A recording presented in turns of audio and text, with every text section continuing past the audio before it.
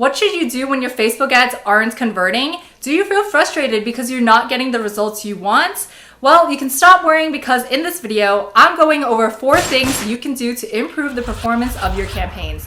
Once again, all I ask is that you hit that like button and give this video a thumbs up because I normally charge a lot to do one-on-one consultations, but because I have so much love for you guys, I've decided to share my best kept secrets with you for free. So just hit that like button because it would really mean a lot. Also, I'm revealing a big update at the very end of this video on the one strategy that is absolutely crushing it right now following the iOS 14 update. So you don't want to miss that. And if you're new to the channel, please consider subscribing because I'm always releasing new videos to help e-commerce brands like you with your Facebook advertising. So with that being said, let's not waste any more time and dive right in. So this is part 3 of a series that I'm doing where I cover in detail the things you should be doing to fix your Facebook ads. If you haven't watched part 1 and 2 of the series, I'll link them in the description box below. So be sure to check those out because I explain all the steps that I would take to revive a Facebook ad account when the ads are just not working. So with that being said, let's move on to the good stuff. First off, before we even talk about the tactical stuff that you should implement when your ads are failing, let's start with what time frame are you using to analyze your results. When you decide to change something in your campaigns, turn things off, launch new ads, scaling ad spend, and stuff like that, are you looking at your results through a 3-day lens, 2 days, or even worse, 1 day? Because I can promise you that if you are analyzing results for anything less than 7 days, you're royally fucking up. Personally, and the approach we take in my agency is we will only look at data over a 7-day period, nothing less. Sometimes even 14 days, but never less than 7 days because we know that with the way Facebook optimizes, it's just not enough time to get any real data. Now, the one exception to this rule is when you're spending a lot and your campaigns are just not producing the results that you're used to. Let's say you're operating in an ad account with a very large budget. Your budget for a given campaign or ad set is generally pretty high, say over $500. And your cost per result is normally around $50.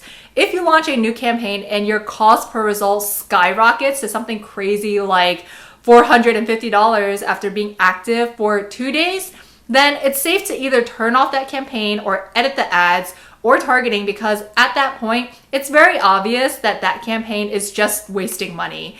You definitely have enough impressions to know that the campaign just isn't working. Also, you want to maintain profitability, of course, so when this happens, it's much better to cut your losses, make adjustments, and focus your efforts on a different strategy or a different campaign or ad set that will actually produce the results you're after. This is something I've talked about in my previous video about the biggest mistakes to avoid when scaling your ads, which you can check out here. And this is very closely related to tip number 1.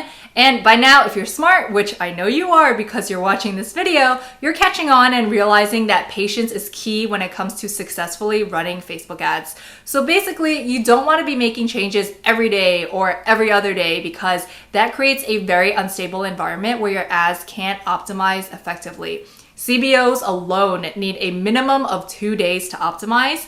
Changing things too often in your account generally leads to poor results because you're not giving Facebook enough time to replicate those changes. I personally like to see at least 2,000 impressions on any given change that I make, but I'll speak more on this later in the video. I implore you to let your ads run for at least 3 days before going in and changing something because any significant edit will reset the learning phase. Don't act on impulse. Wait 3 days before you change something because that will give you much better data and insights to use. The quality of your results and actions is based on the quality of data that you have, and the quality of data depends on a lot of things, one of them being your reach. Which brings me to my next point. You can't make confident decisions based on a small spend and small sample size. This is such a critical concept that you need to wrap your head around.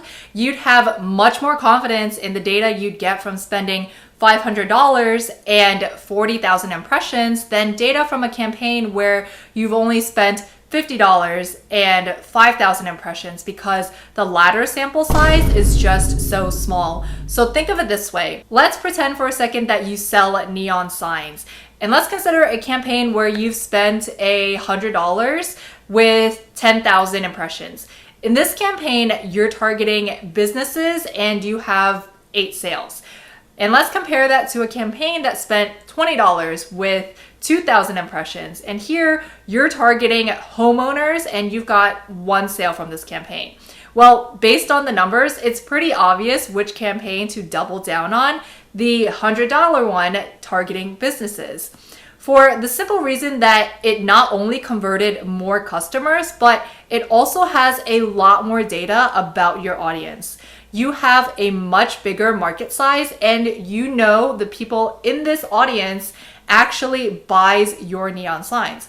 But knowing this, does this mean that we're completely writing off the homeowners audience? No, because you don't have enough data about homeowners to know definitively if it's a good or a bad audience. So what I would do is continue testing this audience, spend a little bit more money and experiment with different creatives and copies to see if this is a viable market for you to be advertising to. Only after you've spent enough money testing to prove your hypothesis is either correct or incorrect, then you can decide to double down or focus your attention elsewhere. So it's all about data, getting quality data from your testing, which you can only do from producing a minimum number of impressions. But obviously it goes beyond just impressions. You should also be looking at clicks, engagement, traffic, actions on your website, and all these things holistically when making a judgment. If you're scaling, it's so important for you to understand that it is not a linear process. So that means if you're getting a 5x return on $10,000 in ad spend, if you bump that up to 15,000, you're not going to get the same 5x return. And that is just on a macro level. So your ROAS is going to decrease to maybe 4.8, 4.9, maybe 4.6. This is why I cannot stress enough why your ROAS needs to be high enough so you have a little bit of a buffer or a cushion with your profits if you're planning to scale to 6 figures a month. So let me give you an example. We have a client that is spending $9,000 a month, right? So that's roughly $300 a day. And we're helping them scale. So we went ahead and launched some new campaigns, new audiences, and gradually increased the daily spend to about $450. And you're probably expecting that sales increased directly from this. Well, it didn't. Sales actually went down and didn't go up with the corresponding increase in ad spend. Their normal return was around 9x, and some days it dropped to as low as 5x. And don't get me wrong, these are still great numbers, but it turned out that some of our newer campaigns were overlapping, which prevented us from effectively spending that incremental increase in ad dollars to reach new customers. Eventually, though, we did see an increase in sales, but it didn't happen right away. It took some consolidating and restructuring our ads to get there. So I say all this so you don't panic and freak out when you don't immediately see the corresponding increase in sales when you're spending more on ads. That increase will happen, but it occurs very gradually. Sales on some days might be less, some days might be more. So keep that in mind. And in some cases, you may reach a limit as to how high you can realistically scale. You have no idea how high I can fly.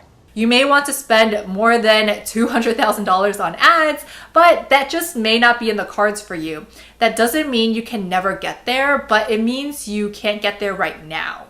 So if you're a subscriber and you've watched enough of my videos, you know that I often like to sneak in a bonus tip at the very end. It's my way of saying thank you to all of you who watch my content and to show my appreciation to each and every one of you for being here. I love you all so, so much. So with that being said, one of the things you should definitely try if your ads aren't working is stacking your best interests in what I like to call a super ad set. Normally, what I recommend is if you're just getting started with Facebook ads is to test different interests individually and create a separate ad set for each. Homeowners in its own ad set, high income zip codes in another ad set, and I don't know, furniture in another ad set as an example. After you test these interests individually and know which ones produce the best results for you, you should take all your best interests and dump them in one ad set. And this is what I like to call stacking your best interests one on top of another. So if you tested 10 different interests using micro budgets of $10 a day, take the best results from a 7-day period, because remember, analyzing your data over a period of 7 days or more is key to knowing which ads and audiences are effective for you.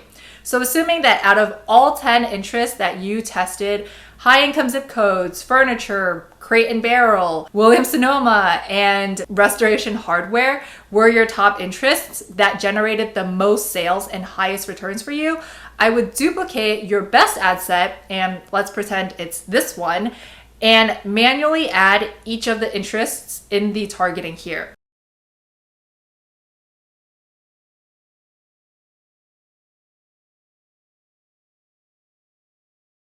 From there, I'd set the budget higher to $50 a day, because that's how much I would be spending in total if I were running each of these ad sets individually.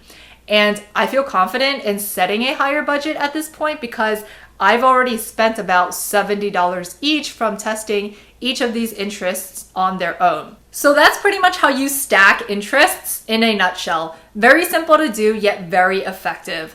I would highly encourage you to try this strategy out if you're not having any luck with your ads. I'm seeing awesome results across the board from implementing this for our client accounts.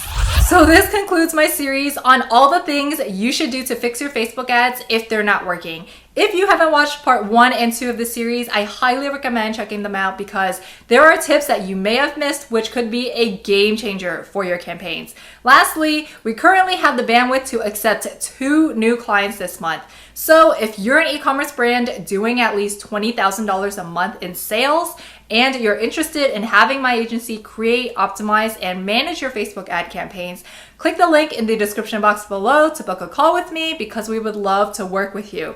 As always, if you learned something or got value from this video, don't forget to smash that thumbs up button, subscribe, and comment down below any questions that you have. Until next time, I'll see you guys in the next video. Bye!